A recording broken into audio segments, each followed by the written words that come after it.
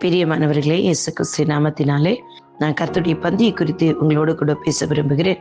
அதே யோவான் 6ஆம் அதிகாரம் 51வது வசனம். நானே வானத்திலிருந்து இறங்கின ஜீவாப்பம். இந்த அப்பத்தை புசிக்கிறவன் என்றென்றைக்கும் பிழைப்பான். நான் கொடுக்கும் அப்பம் உலகத்தின் ஜீவனுக்காக நான் கொடுக்கும் என் மாம்சமே என்றார். எனக்கு அருமையானவர்களே, இந்த நாளிலும் கூட வியாதி படுக்கையில் இருக்கிறவர்கள், நீங்கள் ஒரு வேளை உபவாசம் பண்ணி ஒருவேளை மெடிசன் சாப்பிட்டு கொண்டு இருக்கலாம். அந்த மெடிசன் சாப்பிடுங்கள்.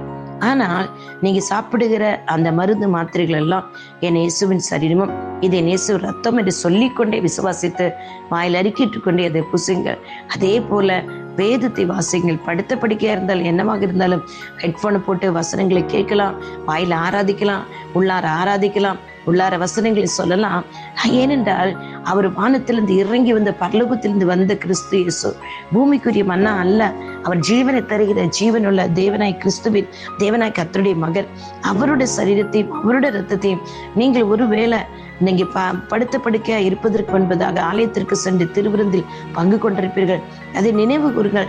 அந்த திருவிருந்து இயேசுவே, அன்றைக்கு நான் நம்முடைய சரீரத்தையும் ரத்தத்தையும் பானம் பண்ணினேனே, புசித்தேனே, இன்றைக்கு எனக்கு அதற்குரிய விடுதலை தாங்கப்பா, சுகத்தை தாங்க, இந்த மரண படுக்கையிலிருந்து, இந்த மரண கண்ணிலிருந்து என்னை விடுதலை ஆக்குங்க என்று கேளுங்க. படுத்துக்கொண்டே இருக்கலாம். நீங்க சொல்லுங்க, ஏசப்பா, நீர் எனக்காக பாடுகள் பட்டீர், எனக்காக காயப்பட்டேன். அந்த காயம், அந்த தழும்புகளை நான் இப்ப சுகமாகிறேன். நான் ஏற்கனவே உங்களுடைய பந்தியில் பங்கு கொண்டிருக்கிறேன். அந்த பந்தியில் பங்கு கொண்ட பொழுது நீர் என்னில் நான் உண்மையில் நிலைத்திருப்பேன் என்று சொல்லியிருக்கிறேன். என நிலைத்திருக்கும்படி வந்த கிறிஸ்து தான் நீர். இப்பொழுதும் என்னை நிலைத்திருக்கிறேன். இந்த பலவீனப்படுத்துகிற பொல்லாத ஆவியின் கையிலிருந்து, சாத்தானின் கையிலிருந்து என்னை விடுவித்து என்னை சுகப்படுத்துங்க என்று சொல்லி கிறிஸ்துவின் ரத்தத்தையும் சரீரத்தையும் பேசிக்கொண்டே இருங்கள். நிச்சயமாக உங்க வாழ்க்கையில் விடுதலை காண்பீங்க, சுகத்தை காண்பீங்க. நான் கொடுக்கும் அப்போ உலகத்தின் ஜீவனுக்காக நான் கொடுக்க என் மாம்சமே என்றார்.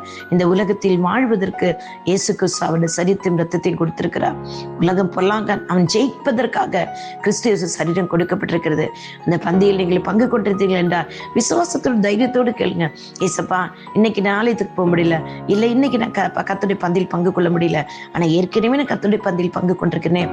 நீர் என்னில் உண்மையில் நினைத்திருக்கேன்னு சொல்லியிருக்கிறீர். நிச்சயமாக என்னை இப்ப நீங்க விடுதலையாக்க சித்தம் உண்டு. இந்த வார்த்தை தெரிஞ்சு வார்த்தையை விசுவாசித்து நீங்க கேட்டாதாங்க அப்பா கிட்ட பிடிவாதமா கேளுங்க. நான் அன்னைக்கு பந்தியில் பங்கு கொண்டேனே, உங்களோட ரத்தத்தையும் சத்து பானம் பண்ணியிருக்கிறேனே, என்னை நினைத்திருக்க சொல்லிருக்கீங்களே, பிசாசுக்கு எந்த இடத்துல இடம் கொடுத்தனோ என்னை மன்னிச்சிருங்க இயேசுப்பா. இந்த 40 நாட்கள்ல என் சரீரத்தை உம்முடைய சரீரத்தை பிதாவிதன் உயிர்ப்பித்தது போல இந்த உலகத்திற்கு பொல்லாங்கன் கையிலிருந்து என்னை விடுவித்து என்னை உயர்த்துங்க, என்னை பலப்படுத்துங்க, என்னை ஆரோக்கியத்தை தாங்க. நான் எந்திச்சு நடக்கணும், நான் மற்றவர்களுக்கு என்னை வெளிப்படுத்தணும், உங்களோட நாம திரும்ப தன்னை விடுதலைன்னு சொல்லணும்னு சொல்லி உபவாசம் பண்ணி ஜெபிங்கள். நிச்சயமா கர்த்தர் பெரிய காரியங்களை செய்வார். கர்த்தர் தாமே உங்களை ஆசீர்வதிக்கட்டும். உங்களுடைய சகோதரி Sheela Rosario. God bless you all. Amen.